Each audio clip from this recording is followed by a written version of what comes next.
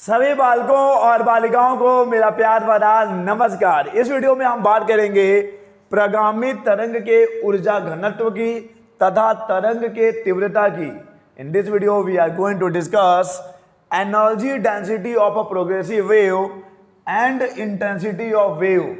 Progressive wave के energy density को derive करेंगे, साथ ही बात करेंगे इंटेंसिटी ऑफ वेव की, यानी कि तरंग के तीव्रता की। तो चलिए पहले समझते हैं तरंग की ऊर्जा को। हम जानते हैं कि जब भी प्रोग्रेसिव वेव यानी कि प्रगामी तरंग किसी माध्यम में आगे बढ़ता है तो यह माध्यम के कणों को क्रमशः यानी कि सक्सेसिव पार्टिकल्स को एनर्जी प्रोवाइड करता जाता है।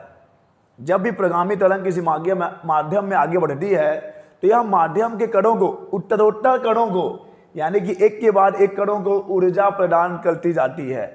और ये ऊर्जा कहाँ से आती है? ये ऊर्जा आती है, ये एनर्जी आती है तरंग के स्रोत से, यानी कि वेव का जो सोर्स है वहाँ से ये एनर्जी मिल रहा है और ये सक्सेसिव पार्टिकल्स को मिलता चला जाता है, जिससे कि जो पार्टिकल्स हैं, मीडियम के जो पार्टिकल्स हैं, वो करने लगते हैं सरल आवर्त गति, यानी कि सिंपल हार्मोनिक मोशन।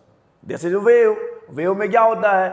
वेव में मीडियम के पार्टिकल्स अपनी ही जगह पर वाइब्रेट होते हैं, सिंपल हार्मोनिक मोशन परफॉर्म करते हैं और इस प्रक्रिया में, इस प्रोसेस में एनर्जी मीडियम के एक पार्ट से दूसरे पार्ट में ट्रांसफर होती है। इस प्रक्रिया में वेव के थ्रू यानी तरंग के द्वारा माध्यम के एक भाग से दूसरे भाग में एनर्जी का, ऊर्जा का स्थानांतरण होता है। तो अब क्योंकि कण, माध्यम के कण क्या कर रहे हैं? माध्यम के कण अपनी माध्य स्थिति के दोनों ओर सरल आवर्त गति कर रहे हैं और क्योंकि कण सरल आवर्त गति कर रहा है, particles are in simple harmonic motion, particles are executing the simple harmonic motion, so उनके पास काइनेटिक एनर्जी भी होगा और उनके पास पोटेंशियल एनर्जी भी होगा। तो बहुत ही साफ है। फिर से एक बार मैं रिपीट कर रहा हूं मैंने क्या क्या बातें करी हैं। जब भी किसी माध्यम में तरंग आगे बढ़ रहा है तो क्या होता है? तो माध्यम के कणों को ऊर्जा मिलती चली जाती है और माध्यम के कण अपनी माध्य स्थिति के दोनों ओर सरल आवर्त गति करते हैं। क्योंकि माध्यम के कण सरल आवर्त गति कर रहे हैं, इसलिए उनके पास गतिज ऊर्जा भी है और उनके पास स्थितिज ऊर्जा भी है। It means they possess kinetic energy as well as potential energy. तो पहले हम लोग क्या करेंगे? काइनेटिक एनर्जी निकालेंगे, फिर पोटेंशियल एनर्जी निकालेंगे, उसके बाद टोटल एनर्जी निकालेंगे और उसके बाद हम लोग बात करेंगे कि एनर्जी डेंसिटी क्या है, एनर्जी फ्लक्स क्या है और इंटेंसिटी ऑफ वेव क्या होगा, यानी कि ऊर्जा घनत्व क्या है, ऊर्जा फ्लक्स क्या है और तरंग की तीव्रता क्या होगी। तो पहले हम लोग निकालेंगे एनर्जी। ओके, तो चलिए हम लोग कंसीडर करते हैं एक प्रगामी तरंग, एक प्रोग्रेसिव वेव जो कि धनात्मक एक्स की दिशा में आगे बढ़ रहा है। उसका इक्वेशन आपको ऐसे दे सकते हो, कैसे दे सकते हैं देख लीजिए।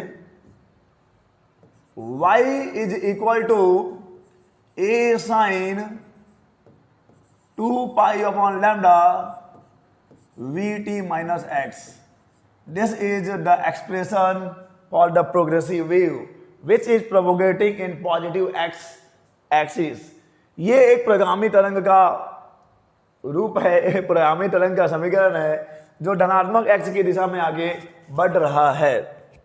चलिए ठीक है, y is equal to a sine 2 pi over lambda vt minus x. हमको पहले निकालना है गतिज ऊर्जा और गतिज ऊर्जा का फॉर्मूला हम सबको मालूम है 1/2 mv स्क्वायर। तो पहले चाहिए होगा वेलोसिटी, यानी पहले चाहिए होगा वेग। वेग निकालना बड़ी बात नहीं है, ये विस्थापन है।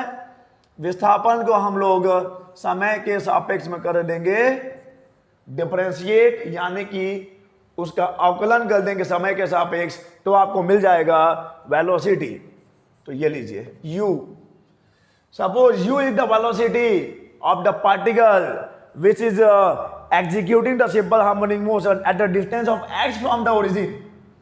u जो है उस कण का वेग है जो मूल बिंदु से x दूरी पर है, मूल बिंदु से x दूरी पर है। तो u इज, देखिए भाई, y जो है ये उसी कण का विस्थापन है और हम लोग उसी कण के वेग की बात करेंगे। इसको टाइम के रिस्पेक्ट में डिफरेंशिएट कर दो, टाइम के सापेक्ष में इसका अवकलन कर लीजिए। करते हैं बहुत प्यार से। ए तो कांस्टेंट है, बाहर आ जाएगा। साइन का अवकलन क्या होगा? साइन का डिफरेंशिएशन हो जाएगा cos 2 pi upon lambda vt minus x. आपने टाइम के रिस्पेक्ट में डिफरेंशिएट किया है, टाइम के साथ में 2 पाई v अपॉन लैम्डा भी तो है, उसका इंटू भी होगा 2 पाई v अपॉन लैम्डा इंटू ए। तो ऐसा कुछ मिल जाएगा dy बाई डी टी। तो ये हो गया उस कण का वेग जो मूल बिंदु से x दूरी पर कहीं वाइब्रेट हो रहा है, यानी कंपन कर रहा है, सरल आवर्त गति कर रहा है। वेग निकाल लिया है, ये माइनस नहीं है, ये इक्वल है। वेग निकाल लिया है, मास चाहिए होगा, द्रव्यमान चाहिए होगा। तो हम लोग क्या करते हैं, हम लोग मूल बिंदु से x दूरी पर एकांक अनुप्रस्थ परिच्छेद, ध्यान दीजिएगा, एकांक अनुप्रस्थ परिच्छेद का एक फ्लूइड लेयर लेते हैं, मतलब माध्यम का, उस माध्यम का एक क्षेत्रफल लेते हैं, एकांक क्षेत्रफल लेते हैं, यानी कि उस मीडियम का एक cross section, unit cross section area हम लोग कंसीडर करते हैं। ओके, तो late consider unit cross section area of the medium at the distance of x from the origin, और उसका जो थिकनेस होगा उसका विड्थ हम लोग dx ले लेते हैं। मान लीजिए मूल बिंदु इधर कहीं है, इसे x दूरी पर हमने एक क्रॉस सेक्शन कंसीडर किया है, यूनिट क्रॉस सेक्शन यानी कि एकांक अनुप्रस्थ परिच्छेद हमने लिया है, और इसकी चौड़ाई हमने कितनी ली है, या लंबाई मान सकते हैं, लंबाई ले लो, चौड़ाई ले लो, या मोटाई मान लो। हमने मान लिया इसकी मोटाई कितनी है, dx है। एक बार फिर से समझो, कोई दिक्कत नहीं होनी चाहिए। हम मूल बिंदु से x दूरी पर एक लेयर ले रहे हैं, एक परत ले रहे हैं, परत यानी लेयर। क्या खास बात है उस लेयर का कि उसका अनुप्रस्थ परिच्छेद इकाई है। एकांक अनुप्रस्थ परिच्छेद वाला एक लेयर लेंगे, लेयर यानी कि परत लेंगे, और उसकी मोटाई कितनी ली है, dx लिया है। और अब यदि माध्यम की डेंसिटी ऑफ मीडियम इज रो, अगर माध्यम का घनत्व रो है तो क्या हो जाएगा, देखिए ये सब चीजें हम लिखेंगे, आपको एग्जाम में सब लिखना होता है कि माना मूल बिंदु से x दूरी पर एकांक अनुप्रस्थ परिच्छेद का एक परत लेते हैं जिसकी मोटाई dx है। उस परत का जो एक छोटा सा एलिमेंट आपने लिया है, एक जो परत लिया है, उस परत का द्रव्यमान कितना होगा, तो परत का द्रव्यमान हो जाएगा, द्रव्यमान का मामला वही होता है, क्या होता है, घनत्व इंटू आयतन, रो इंटू वॉल्यूम। ये वेलोसिटी नहीं है, वॉल्यूम है, आयतन है, घनत्व इंटू आयतन। तो m is equal to rho, तो रो है, rho is the density of medium, volume कितना हो जाएगा, एरिया तो आपने पहले ही 1 ले रखा है, एरिया में उस थिकनेस यानी मोटाई का इंटू कर दो जो आपने लिया है dx, 1 इंटू dx। देखो ये नोट्स आपको पीडीएफ के फॉर्म में मिलेगा, लेकिन आप पीडीएफ को देख के समझ नहीं पाओगे। जो मैं समझा रहा हूं आपके यहां पे पहुंचना चाहिए। ये तो बस आपके लिए एक रेफरेंस है कि चलो यार चलो नोट्स बना लेते हैं, लेकिन जो मैं समझा रहा हूं वो उस पीडीएफ में निकल के बाहर नहीं आएगा। इसके लिए आपको ये वीडियो देखना पड़ेगा। ओके, तो फिर से समझो क्या किया है, मैं फिर से रिपीट कर रहा हूं, कोई जल्दीबाजी नहीं है। हम बात कर रहे हैं प्रगामी तरंग की, जो कि धनात्मक x की दिशा में आगे बढ़ रहा है। y is equal to a sin 2 pi upon lambda vt minus x। हमको पहले काइनेटिक एनर्जी निकाल लेना है, फिर पोटेंशियल एनर्जी निकाल लेना है, फिर कुल ऊर्जा निकाल लेंगे, और कुल ऊर्जा के बाद देखेंगे क्या क्या निकालना है। हम पहले निकाल लेते हैं उस कण का वेग जो मूल बिंदु से x की दूरी पर है, वाइब्रेट हो रहा होगा, कंपन कर रहा होगा, 2 पाई v upon lambda cos 2 pi upon lambda vt minus x। ये वेग आ गया। काइनेटिक एनर्जी चाहिए, गतिज ऊर्जा चाहिए, तो द्रव्यमान भी चाहिए होगा। तो हम मूल बिंदु से x दूरी पर एक अनुप्रस्थ परिच्छेद लेते हैं, अनुप्रस्थ परिच्छेद यूनिट क्रॉस सेक्शन एरिया ले रहे हैं हम लोग, कंसीडर कर रहे हैं, और उसका जो थिकनेस लेंगे वो dx होगा। उस कंडीशन में मास रो इंटू वॉल्यूम, रो 1 इंटू dx, तो मास हो जाएगा रो इंटू dx। ये एरिया है, ये थिकनेस है, तो एरिया में एक और डायमेंशन का इंटू कर दो, आपको वॉल्यूम मिल जाएगा, आयतन मिल जाएगा। तो ये आपको मिल गया है द्रव्यमान। गतिज ऊर्जा क्या हो जाएगा, यानी काइनेटिक एनर्जी 1/2 mu² 1/2 m कितना है, m है रो डी एक्स, u कितना है, ये पूरा का पूरा u ही है। So it will be 2 pi V A upon lambda का होल स्क्वायर, और इसका भी स्क्वायर होगा। थोड़ा सा गड़बड़ हो गया, ये थोड़ा सा जगह की कमी हो जाएगी उधर, मैं इसको मैनेज कर रहा हूं, ठीक है, बुरा ना मानिएगा आप। कॉस का square 2 pi upon lambda we T minus x, this is kinetic energy, this is गतिज ऊर्जा, यह गतिज ऊर्जा है। जमा सकते हैं आप इसको चाहें तो, हालांकि ये पहले से ही जमा हुआ है, आप क्या ही जमाओगे। 1/2 rho D X 2 pi V A upon lambda का whole square cos square 2 pi upon lambda we T minus X, ये गतिज ऊर्जा है। औसत गतिज ऊर्जा की बात करते हैं, एवरेज काइनेटिक एनर्जी की बात करते हैं। Average kinetic energy, average kinetic energy यानी कि औसत गतिज ऊर्जा। भाई देखो, ये सब चीजें तो कांस्टेंट हैं, इसका एवरेज निकलेगा, इसका औसत निकालोगे, और कॉस स्क्वायर का औसत हो जाता है 1/2। ओके, ये निकाल रहा हूं मैं एवरेज काइनेटिक एनर्जी, यहां पे ए भी लिख देता हूं, और एवरेज काइनेटिक एनर्जी औसत गतिज ऊर्जा 1/2 rho D X 2 pi V A upon lambda का whole square cos square 2 pi upon lambda we T minus X, इसका औसत मान होता है 1/2। कॉस स्क्वायर का औसत मान, कॉस स्क्वायर का एवरेज वैल्यू होगा 1/2। इट इज क्लियर, इसका एवरेज वैल्यू इतना हो जाएगा। उस कंडीशन में आपको मिल जाएगा 1/2 1/2 1/4 होगा, लेकिन 2 दूनी 4 भी तो होगा। 1/2 1/2 1/4, 2 दूनी 4, 4 कैंसल, तो ये आ गया pi square v square a square lambda square, pi square v square a square lambda square rho D x, pi square v square a square upon lambda square rho D x. Average kinetic energy हमको कितना मिल रहा है, average, a v for average, औसत गतिज ऊर्जा कितनी मिल जाएगी। देखो, न्यू इज इक्वल टू होता है वी बाई लैम्डा, मैं यहां लिख देता हूं, nu is equal to v by lambda. आवृत्ति, वेग बटा तरंग धैर्य, nu is equal to v by lambda, frequency velocity upon wavelength, तो ये हो जाएगा पाई का स्क्वायर न्यू का स्क्वायर ए का स्क्वायर रो डी एक्स, तो ये आ गया है एवरेज काइनेटिक एनर्जी, औसत गतिज ऊर्जा, ये औसत गतिज ऊर्जा है। डन, चलिए आगे बढ़ते हैं।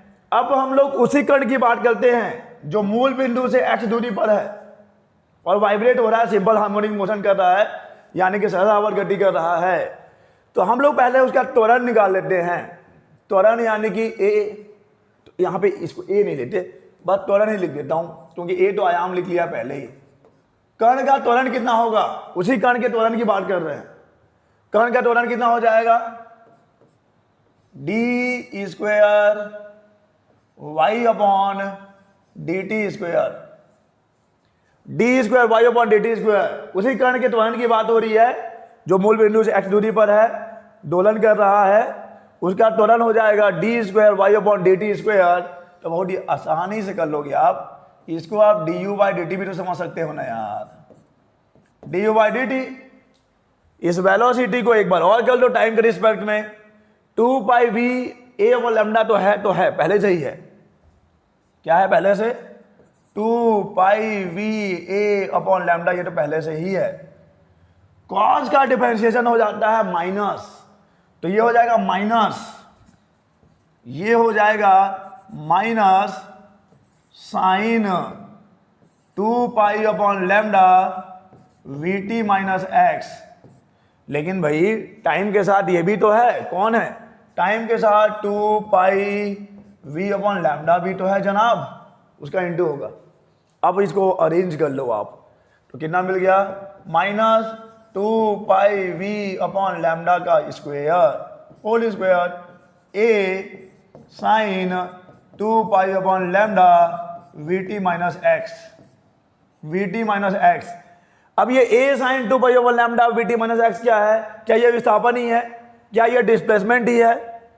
y equal to a sine 2 pi upon lambda we T minus x. तो यहां पे हम लोग इसको y लिख सकते हैं, तो ये आ जाएगा minus 2 pi we upon lambda का होल स्क्वायर और ये आ गया y। तो ये क्या निकाला है? अभी आपने निकाला है acceleration of that particle which is executing the simple harmonic motion at the distance of x from the origin. मूल बिंदु से x दूरी पर जो कण वाइब्रेट हो रहा है, जो कंपन कर रहा है, उसका त्वरण इतना है। बल निकाल लेते हैं। कण पे लगने वाला बल, कण पे लगने वाला बल कितना होगा जी? उसी कण पे लगने वाले बल की बात करते हैं। बल बराबर कितना होता है? बल बराबर होता है द्रव्यमान इंटू त्वरण होता है। बल बराबर द्रव्यमान इंटू त्वरण। द्रव्यमान कितना है? ठीक है, तो कहां गया द्रव्यमान? ये निकाल रखा है आपने। किसका द्रव्यमान है? ये उसी परत का द्रव्यमान है जो आपने x दूरी पर लिया है। पर देखो, मूल बिंदु इधर कहीं पे होगा, यहां से x दूरी पर एक परत ले लिया है जिसका क्षेत्रफल एकांक है, यूनिट क्रॉस सेक्शन है, लेंथ कितना है? लेंथ dx है।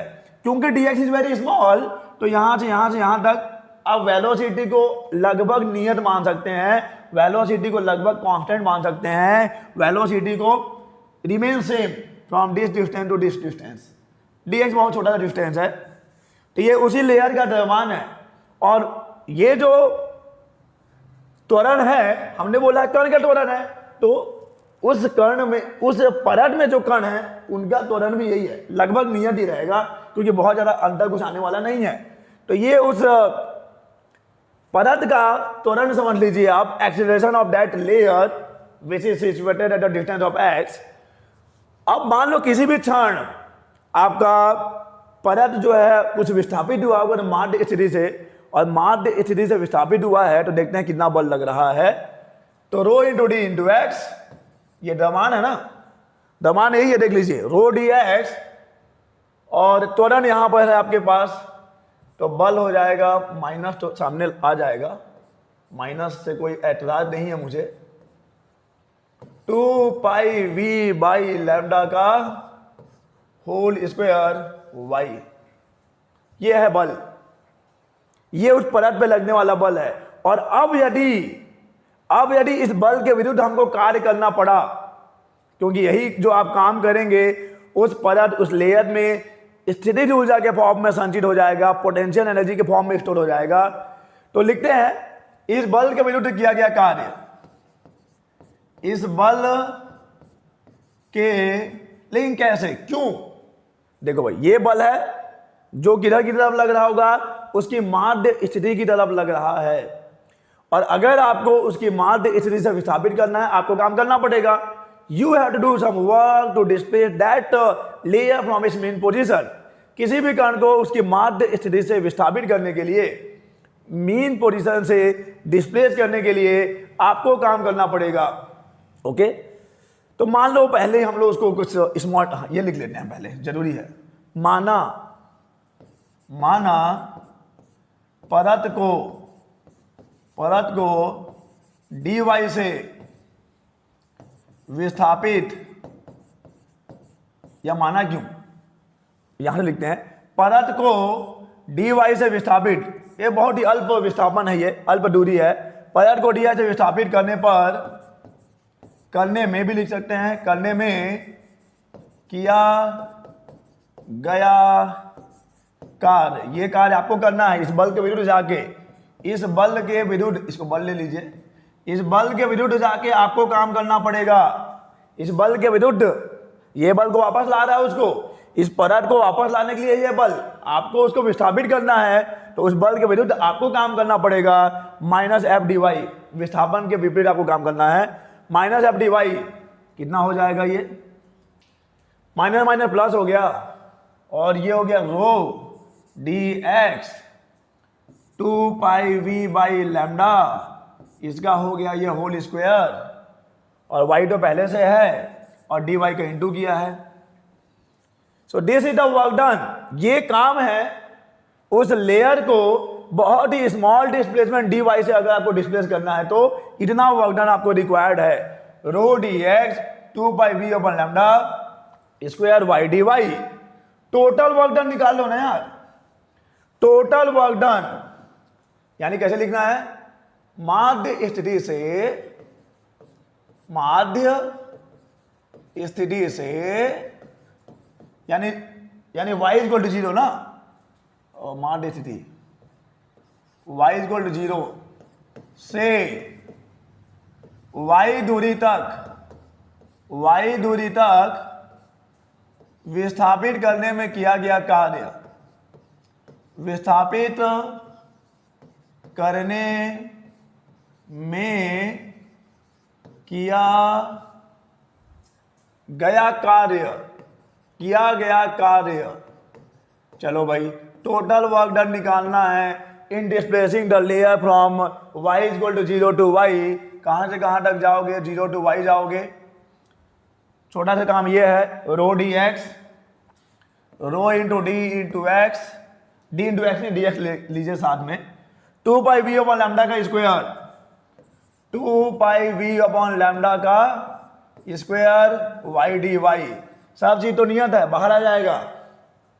क्या है, रो कांस्टेंट, dx कांस्टेंट, 2πv/λ का होल स्क्वायर भी कांस्टेंट ही है। y को इंटीग्रेट करेंगे क्या मिलेगा, y को इंटीग्रेट करेंगे तो ये हो जाएगा y²/2, y²/2। और कहां से कहां जाएंगे जनाब आप, 0 टू y जाएंगे। y है ना यहां पे, ओके। सो रो dx 2πv/λ का whole square, upper limit minus lower limit, तो मिलेगा आपको y²/2 ही मिलेगा।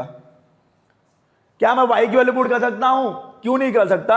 y की वैल्यू क्या है देख लीजिए, y की वैल्यू हम लोग पुट करेंगे अभी, कोई दिक्कत नहीं, कोई समस्या नहीं, होने ही नहीं देंगे यार। तो w टोटल वर्क डन कितना, रो है, d है, x है, 2πv/λ का होल स्क्वायर पहले से है, 1/2 भी आ गया है। y का वैल्यू देख लो, कहां गया y, कहां गया y, क्या y यही y है ना, a sin 2π/λ vt minus x, यही y है, तो यही y है। तो हो जाएगा a² sine square 2π/λ vt minus x। Okay, इसको आप अरेंज ऑरेंज करेंगे हम लोग फुर्सत से। अब ये जो वर्क डन है, क्या यही वर्क डन उस लेयर का पोटेंशियल एनर्जी हो जाएगा। आपने जो वर्क डन किया है उस लेयर को डिस्प्लेस करने के लिए, उस परत को विस्थापित करने के लिए आपके द्वारा किया गया कार्य उस लेयर के, उस परत के स्थितिज ऊर्जा के रूप में संचित हो जाता है, यानी यही हो जाएगा पोटेंशियल एनर्जी। लिख देते हैं, यही कार्य परत के, या परत, हाँ परत के लिख लेते हैं, परत के स्थितिज ऊर्जा के रूप में संचित हो जाएगा, संचित हो जाएगा। संचित कर दीजिए। तो यहां मैं लिख देता हूं इसको, potential energy U is equal, P लिख देता हूं, चलो ठीक है, P इज इक्वल टू कितना, 1/2 बाहर, तो यह जाएगा 1/2 रो dx 2πv/λ का होल स्क्वायर, a स्क्वायर है, a स्क्वायर साइन स्क्वायर, फिर जगह की कमी पड़ गई है तो अच्छा इसको मैनेज करना पड़ेगा। इधर ले आता हूं मैं, इस, अरे यार आ जाओ इधर, ठीक है, वहां लिखना मुझे, sine square 2π/λ vt minus x। अब निकाल लेते हैं average potential energy. Average potential energy कितना होगा, औसत स्थितिज ऊर्जा, PE यहां लिखता हूं एवरेज तो साइन स्क्वायर का भी जो औसत मान होगा, साइन स्क्वायर का भी जो एवरेज वैल्यू होगा वो 1/2 होगा। तो 1/2 rho D x 2π/v lambda का whole square a square 1/2 sine square 2π और lambda we T minus x का भी औसत मान 1/2 होगा। तो सॉल्व करने पर मुझे पीई एवरेज कितना मिल जाएगा? पीई एवरेज मुझे आना पड़ा यहां पर मजबूरियां इंसान को कुछ भी कर गुजरने को मजबूर कर देती हैं। अब मैं क्या ही करूं, यहां से मिटा उठा के कोई मतलब नहीं है, ये कंटिन्यू है। यहां मैं पहुंचा, सोचा था मामला इन्हें में निपट जाएगा, नहीं निपट पाया, मैं तो नहीं निपटा पाया। तो ये हो जाएगा 1/4 है, रो है, डी एक्स है, 2π/v लैम्डा का होल स्क्वायर भी तो है जनाब। और एक चीज जो आप भूल रहे हो वो है ए स्क्वायर को भी लिखिए। तो 2 का square 4 cancel, rho D x pi square v square lambda square a square, again v by lambda nu ही होगा। तो ये हो जाएगा rho into D into x pi square nu square a square. This is average potential energy, औसत स्थितिज ऊर्जा। ठीक है, टोटल एनर्जी निकालने का वक्त आ गया है। मैं यहां पे एक बार फिर रिपीट करता हूं कि एवरेज काइनेटिक एनर्जी कितना है। एवरेज काइनेटिक एनर्जी भी देख लीजिए आप, कहां गया। एवरेज काइनेटिक एनर्जी भी उतना ही है, pi square nu square a square rho D x. Okay, rho D x pi square nu square a square, not total, sorry क्षमा चाहते हैं। Total energy is equal to potential energy plus kinetic energy. चलो average लिख देते हैं। औसत कुल ऊर्जा टोटल एवरेज को टोटल एनर्जी कितना हो जाएगा, दोनों को सम कर दीजिए, इज इक्वल टू जोड़ दो। तो ये हो जाएगा rho D x pi square nu square a square plus rho D x nu square a square. Okay, तो ये सब दोनों तो सेम ही है, तो दोनों जुड़ जाएगा और ये हो जाएगा 2 रो डी एक्स, इसको जमा ही लेता हूं ना, उधर ले जाऊंगा। तो ये हो जाएगा pi square nu square a square rho D x. This is average total energy, औसत कुल ऊर्जा है ये। तो आप देखो अभी ये हमने कुल ऊर्जा निकाल ली है। किसकी कुल ऊर्जा? वो जो लेयर लिया था ना, वो जो परत लिया है उसकी कुल ऊर्जा है ये, उस परत की कुल ऊर्जा है ये। और ये क्या है? ये उसका पोटेंशियल एनर्जी है एवरेज, ये उसका काइनेटिक एनर्जी है एवरेज, दोनों इक्वल है।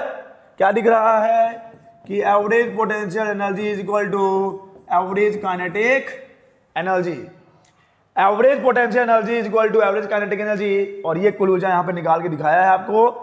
तो यहां पे जो हमने एक निष्कर्ष निकाला है कि उपर्युक्त समीकरणों से स्पष्ट है कि औसत गतिज ऊर्जा बराबर औसत स्थितिज ऊर्जा। हम ये कहना चाहते हैं कि average kinetic energy average potential energy के इक्वल है, और जो संपूर्ण ऊर्जा है वो औसत स्थितिज ऊर्जा प्लस औसत गतिज ऊर्जा है। यानी कि average kinetic energy plus average potential energy is total energy. And now बात करते हैं एनर्जी डेंसिटी की। What is energy density? Energy density को कैसे डिफाइन किया है? एनर्जी डेंसिटी क्या है, यानी कि ऊर्जा घनत्व क्या है? देखो, उस मीडियम के जो भी जिस भी मीडियम में प्रगामी तरंग बढ़ रहा है, जिस भी माध्यम में प्रगामी तरंग आगे बढ़ रहा है, जिस भी मीडियम में प्रोग्रेसिव वेव प्रोपोगेट हो रहा है, उसके यूनिट वॉल्यूम में जितना एनर्जी है, यूनिट वॉल्यूम में एकांक आयतन की ऊर्जा को हम कहेंगे, क्या कहेंगे? ऊर्जा घनत्व कहेंगे। एकांक, देखो घनत्व क्या है? द्रव्यमान घनत्व होता है। एकांक आयतन में जितना द्रव्यमान है उसे घनत्व कहते हैं। यही है ना। वैसे ही अगर आप ऊर्जा घनत्व की बात करोगे तो एकांक आयतन में जितनी ऊर्जा है, एकांक आयतन में जितनी ऊर्जा है उसे हम कहेंगे एनर्जी डेंसिटी या ऊर्जा घनत्व। अब चूंकि आपने जो क्रॉस सेक्शन लिया है, जो अनुप्रस्थ परिच्छेद लिया है, वो तो एकांक है ना, उसके एरिया 1 है, एरिया 1 है। बस आपको लेंथ कितना ले लेना है। अब आप जिस लंबाई को हमने dx लिया है, अगर dio x जो हमने एक लेंथ लिया है, जो विड्थ लिया है, जो चौड़ाई लिया है, अगर वो 1 होता तो आयतन 1 हो जाता। क्या है एनर्जी डेंसिटी? क्या है एनर्जी डेंसिटी? है क्या ऊर्जा घनत्व? तो है क्या एकांक आयतन में जितनी ऊर्जा है, उस माध्यम के एकांक आयतन में जितनी ऊर्जा है उसे हम कहते हैं। देखो एकांक आयतन मतलब ये है कि जब भी माध्यम में तरंग आगे बढ़ रहा है तो माध्यम के कण वाइब्रेट होंगे, तो एकांक आयतन में जितने कण होंगे उनकी जो ऊर्जा होगी, इसको समझिए आप, एकांक आयतन में जितने कण होंगे उनकी जो ऊर्जा है उनको कहेंगे आप एकांक आयतन। माध्यम के एकांक आयतन में या एकांक आयतन की संपूर्ण ऊर्जा, जिसे हम कहते हैं ऊर्जा घनत्व, पल्स की एकांक लंबाई में निहित ऊर्जा के बराबर होगी, जिसे हम उस समीकरण को क्या कर सकते हैं, समाकलित करके प्राप्त कर सकते हैं। ये जो दिख रहा है, ये जो एनर्जी है, टोटल एनर्जी है dx लंबाई का, ये कितना होना चाहिए। जब हम लोग डेंसिटी की बात करेंगे, ऊर्जा घनत्व की बात करेंगे, तो ऊर्जा घनत्व के लिए वो लंबाई कितनी होनी है, ऊर्जा घनत्व के लिए वो लंबाई होनी है, वो लंबाई कितनी होगी, वो लंबाई 1 होगी।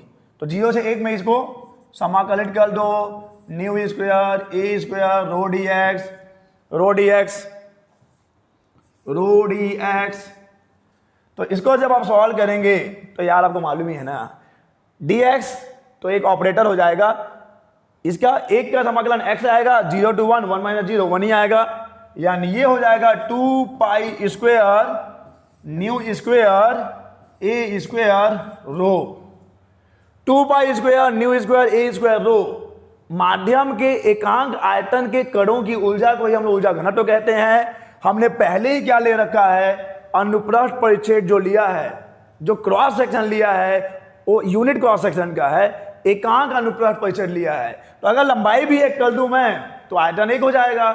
एकांक आयतन की ऊर्जा को हम कहते हैं ऊर्जा घनत्व, 2 pi square nu square a square रो। और इस समीकरण को देख के आप आसानी से बता पाएंगे कि एनर्जी डेंसिटी यानी कि ऊर्जा घनत्व बिल्कुल भी किस पर डिपेंड नहीं कर रही है। देख लो, एक्स पर डिपेंड कर रही है क्या, बिल्कुल डिपेंड नहीं कर रही है, यानी स्थिति पर डिपेंड नहीं करती है कि कण कहां पे है या वो परत जो आपने लिया है, जो लेयर लिया है वो कहां पे है। एनर्जी डेंसिटी बिल्कुल भी डिपेंड नहीं कर रहा है पोजीशन यानी कि स्थिति पर। 2 pi square nu square a square रो, ये है ऊर्जा घनत्व। आगे बात करते हैं भाई, ये एनर्जी फ्लक्स क्या है, ऊर्जा फ्लक्स क्या है। तरंग की गति की दिशा के लंबवत एकांक क्षेत्रफल से प्रति सेकंड प्रवाहित ऊर्जा को ऊर्जा फ्लक्स कहते हैं, या इसी को हम प्रति एकांक क्षेत्रफल ऊर्जा धारा भी कहते हैं। क्या ध्यान सुनो, पहले आपने निकाला ऊर्जा घनत्व यानी कि एनर्जी डेंसिटी, यूनिट वॉल्यूम का जो एनर्जी है, एकांक आयतन की ऊर्जा को आपने कहा है ऊर्जा घनत्व। लेकिन ऊर्जा फ्लक्स क्या है, तरंग की गति की दिशा के लंबवत एक एकांक क्षेत्रफल ले लीजिए, उस एकांक क्षेत्रफल से मान लो तरंग से जा रहा है, उसके लंबवत में ले लिया एक अनुप्रस्थ परिच्छेद ऐसा ले लिया, एकांक लिया है, क्षेत्रफल यूनिट होना चाहिए, यूनिट यानी एकांक क्षेत्रफल होना चाहिए, एक क्षेत्रफल होना चाहिए। अब इस क्रॉस सेक्शन से क्या होगा, इस क्रॉस सेक्शन से प्रति सेकंड प्रवाहित ऊर्जा को, 1 सेकंड में जितना ऊर्जा पास होगा, 1 सेकंड में जितना ऊर्जा यहां से पास होगा उसे ही हम कहेंगे प्रति एकांक क्षेत्रफल ऊर्जा धारा, या इसी को कहेंगे ऊर्जा फ्लक्स।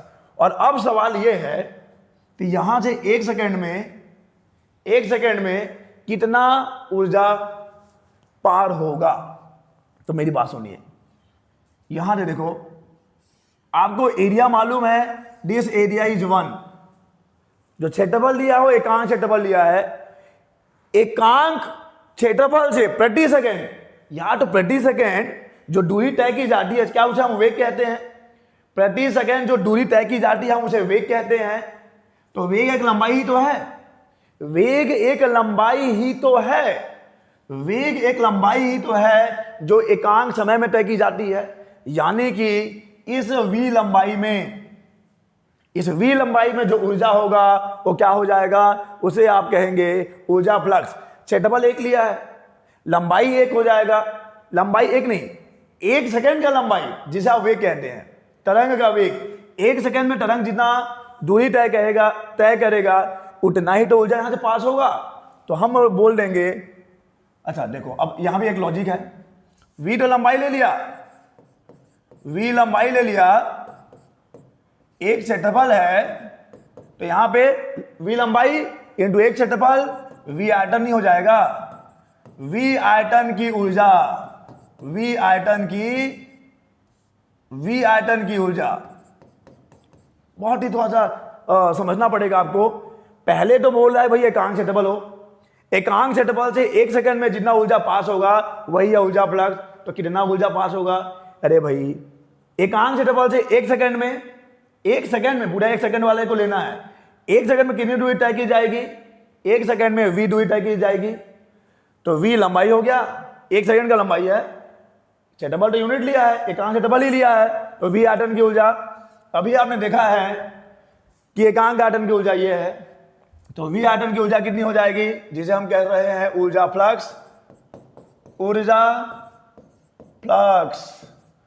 यानी कि v आयतन की ऊर्जा वो सामने लिख रखा है, तो 2 पाई स्क्वायर, यही है ना, 2 pi square nu square a square, 2 pi square nu square a square rho into we.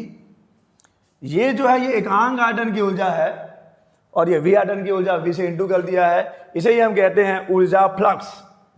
चलिए एनर्जी फ्लक्स, आगे बात करते हैं इंटेंसिटी की, इंटेंसिटी ऑफ वेव, तरंग की तीव्रता की बात करेंगे।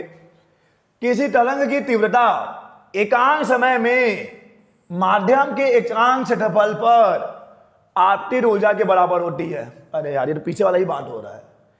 किसी तरंग की तीव्रता क्या है, एकांक समय में, यूनिट टाइम में, एकांक समय में माध्यम के एकांक क्षेत्रफल पर, क्षेत्रफल आपको यूनिट ही लेना है, एकांक समय लिया, एकांक क्षेत्रफल लिया, पर आपतित ऊर्जा को या ऊर्जा के बराबर होती है। अर्थात माध्यम के एकांक क्षेत्रफल से होकर ऊर्जा के बहने की दर को ही हम तरंग की तीव्रता कहते हैं।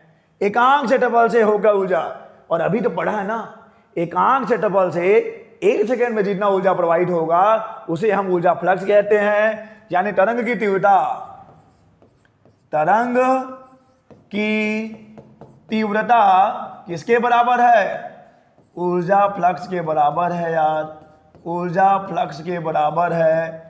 यानी कि 2 pi square nu square a square rho into v. ऊर्जा फ्लक्स और तरंग की तीव्रता दोनों बराबर है, 2 pi square nu square a square rho into we.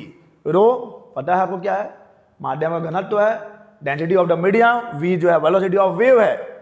चलिए क्या क्या चीजें आपने यहाँ पे डिटरमाइन की हैं। सबसे पहले आपने निकाल लिया एवरेज काइनेटिक एनर्जी, फिर निकाल लिया एवरेज पोटेंशियल एनर्जी, दोनों को जोड़ेंगे तो मिल जाएगा संपूर्ण ऊर्जा। संपूर्ण ऊर्जा मिल गया, और एक बहुत ही खूबसूरत रिजल्ट ये है कि औसत गतिज ऊर्जा औसत स्थितिज ऊर्जा के बराबर है। उसके बाद आपने निकाल लिया है एनर्जी फ्लक्स। एनर्जी डेंसिटी कहाँ है, दिस इज एनर्जी डेंसिटी। एकांक आयतन में जितनी ऊर्जा रहती है उसे हम एनर्जी डेंसिटी कहेंगे, ऊर्जा घनत्व कहेंगे। और एकांक क्षेत्रफल से 1 सेकंड में जितना ऊर्जा प्रवाहित होता है उसे हम ऊर्जा फ्लक्स कहेंगे। और आगे बढ़ने पर आपको तरंग की तीव्रता भी ऊर्जा फ्लक्स के बराबर ही मिलती है। तो इस वीडियो में हमने बात करी है तरंग की ऊर्जा की, उसके बाद हमें जाना है ऊर्जा घनत्व को, या ऊर्जा घनत्व को डिराइव किया है, एनर्जी डेंसिटी को डिराइव किया है, और क्या डिराइव किया है, ऊर्जा फ्लक्स को डिराइव किया है, साथ ही तरंग की तीव्रता को भी समझा है। तो इस वीडियो में बस इतना ही, हम लोग मिलेंगे अपने अगले वीडियो में नए टॉपिक के साथ। तब तक के लिए अलविदा।